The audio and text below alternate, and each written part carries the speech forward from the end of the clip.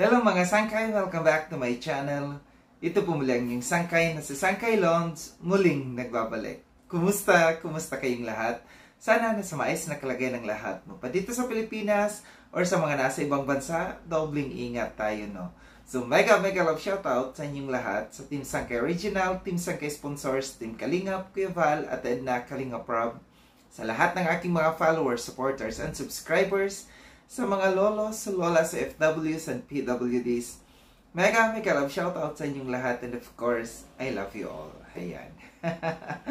Mega love shoutout sa lahat ng Team Kalingap, Kalingap partners, sa lahat ng aking mga sponsors, kay Tita Bing, ang kanyang YouTube channel ay Horbin TV Vlog, kay Tita Mina Jaramillo, at kay Mamita ng San Diego, California. Also, kay Manay Tere ng San Diego, at sa lahat ng mga nagmamahal kay Sangkay, mega love shoutout sa inyong lahat. Ngayong araw nito mga Sangkay, gagawa ko ng reaction video. And then, I would like to address this to Marilyn Chang.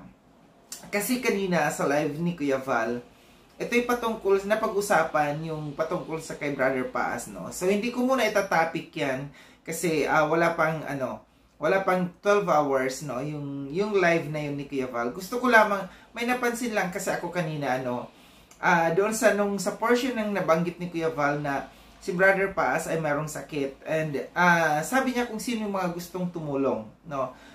Siya ay maglilista kung sino mga gustong tumulong. And nakita ko doon, sinabayo na TV, sabi niya magbibigay siya ng 5,000. And parang yung kasi dito, umagaw sa aking attention si Marilyn Chang, no. Sabi ni Marilyn Chang, si Sangkay 5 to 10,000 ang dapat ibigay, no. Gusto ko lamang pong i-address ito, sabi ko nga kay Marilyn Chang na sana, no, wag tayong manawagan diyan sa live mismo, na manawagan sa mga tao na kung gusto o kung sino ang gustong magbigay. Wag mong i-mention yung aking pangalan diyan dahil wala kang alam, no. Hindi mo alam kung ano yung mga pangyayari. For your information, Marilyn Chang, hindi pa man po si Kuya Val nananawagan na magbigay tayo kasi merong sakit si Brother Paas. Kami po ni Tita Mina Jaramillo kahapon pa po nandiyan dyan sa screen, kahapon pa kami nagbigay kay Brother Paas ng 10,000 pesos. Ganyan po yung mga taong may puso, no.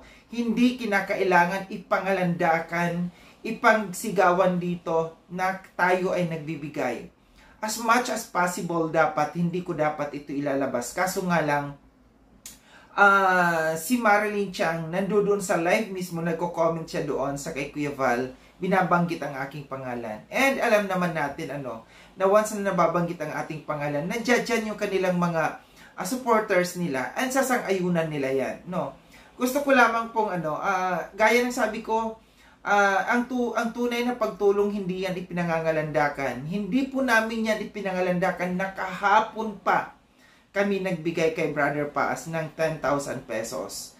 Even Kuya Val at Edna Kalingap Rob, hindi po namin yan ipinaalam sa kanila. Kasi gaya ng sabi ko, hanggat sa maaari, panatilihin natin na tayo lamang ang nakakaalam na kung ang pagbibigay natin dapat hindi natin ipinangangalandakan, no. Yan ang tunay na pagbibigay. Kaso nga lang tinitrigger tayo. Gusto ko lamang pong ipaalam dito, no, na nagbigay na kami. Hindi mo na kailangan pang ipagsigawan diyan sa live comment, diyan sa live ni Kuya Val, magko-comment ka doon na si Sangkay dapat magbigay, no.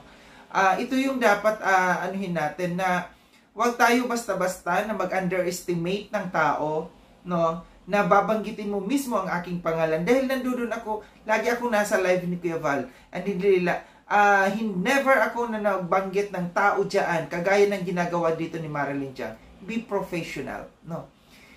Kung tayo ay may pinag-aralan, o kahit wala tayong pinag-aralan, kung tayo ay matanda na, kung tayo may edad na, kung tayo may isip na, dapat hindi natin ginagawa yung ganyan, no. Kung ikaw ay nagbibigay, no, kung ikaw ay nagbibigay at ipinangangalandakan mo yan, pasikat po yan, no. Pagpapasikat po yan. Tayo'y naawa, no. Naawa kami sa kalagayan ni Brother Paas kasi nung nakaraang gabi, na si Brother Paas sinabi niya, nagkausap kami doon, nagko-comment ako sa kanyang live, na sinasabi niya, Sangkay, ako'y may sakit, no? Hirap na ako sa karamdaman kong ito. Sabi ko, ba't hindi ka magpa-check up? Sabi na, pa-check up na ako. Kaso nga lang, kailangan ipa-confine ako kaagad. Pinapa-confine siya kaagad ng doktor, pero wala siyang pera, no? Kaya ang sabi niya, niresetahan lamang siya muna, at yun ay nagtitake siya ng gamot.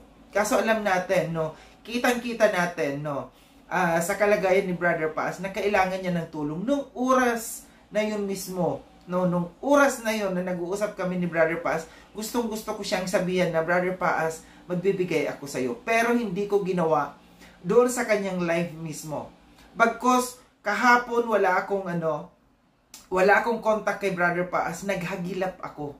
Hinagilap ko kung anong way na para makontak ko si Brother Paas. And witness si Kuya Bobby TV 143. Siya yung aking kinontak, Kuya Bobby, baka meron kang messenger dyan kay Brother Paas kung po pwedeng hingin ko, no? At ibinigay naman yon. And nagkausap kami kahapon ni Brother Paas. Right away, ipinadala ko sa kanya yung 10,000 pesos, no? Kasi nung umaga na yun, nag-uusap kami ng aking sponsor na si Tita Mina Jaramillo. Sabi ko, Tita Mina, nagkausap ka, nasa live ako ni Brother Paas kagabi, awang-awa ako sa kanya. Sabi nga ni Tita Mina, padalhan natin kaagad, no? Kinakailangan na ma-check up si Brother Paas. Kaya yung mga ganito, na nakaka-disappoint, no? Nakaka-disappoint sa mga kagaya nito ni Marilyn Tiang na nagko-conclude kaagad, na nanguhusga kaagad sa isang tao. Hindi man sinabi niya na hinuhusga niya ako doon, pero yung pagbanggit niya sa pangalan ko doon sa live ni Kuya Val kanina, pang-iinsulto yun sa akin, no? Hindi mo kinakailangan akong panawagan, Marilyn Tiang, dahil ako yung tao na tumutulong ako. Alam nyo yan, no? Na ako'y tumutulong sa mga batang may kapansanan at saka sa mga senior citizen, no? Nandito tayo sa Kalingap hindi para magpasikat. Kung ikaw ginagawa mo yan, na kung ikaw ay nagbibigay, ipinangangalandakan mo, ipinapasikat mo, ibahin mo ako, no? Hindi ako ganon. Kami ng mga sponsors ko, tahimik lamang kami kung kami ay may mga binibigyan. Hindi namin yan ipinapangalandakan, no? Kaya yung mga ganito, no, mga ganito, sana hindi ginagawa ng isang taong may isip dapat, ng isang taong may edad na isang taong senior citizen na. Kung ikaw ay may isip, hindi mo dapat ginaganyan sa live mismo ni Kuya Val, sa comment section mismo. Bakit? Bakit mo ginawa yan? Para insultuhin ako? Para maraming mga tao na mag-agree sa iyo doon sa live comment na yun doon? Mali yan, no? Dapat matuto tayo, no? Matuto tayo, gumalang tayo, rumispeto tayo sa kapwa natin.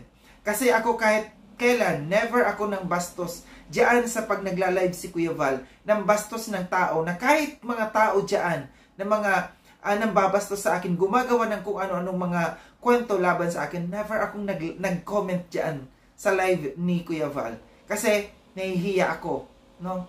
Nahihiya ako dahil meron akong hiya na tao at may respeto ako sa kapwa natin. So ito lang yung aking reaction patungkol dito, sa kay Marilyn Tiang, na Marilyn Tiang, no? Magdahan-dahan, wag masyadong magpasikat. Kung tayo magpapasikat, ilagay natin sa lugar. Wag sa mga ganitong klase na mga venue kagaya niyan sa live ni Kuya Val, na ang purpose mo para siraan, insultuhin yung kapwa mo, mali yun. Maraming salamat mga sangkay, no? At sana, ang aking panawagan na sana maraming tumulong sa kay Brother Paas, kasi alam natin na kailangan ni Brother Paas ng tulong sa ngayon, no? Maraming salamat sa in advance sa mga tutulong. Maraming salamat Tita Mina Jaramillo. Salamat sa aking mga sponsors. Maraming salamat mga sangkay sa panonood. Sa mga hindi pa nakapag-subscribe kay Sangkay Lon, subscribe niyo po ako. Click yung notification bell para updated kayo sa lahat ng mga videos na aking gagawin. Like and share itong video na ito mga sangkay. Kita-kits tayo ulit sa susunod na video na aking gagawin. Ingat kayo sa ang dako ng mundo bang kinaroroon. Paalam na mga sangkay. Paalam.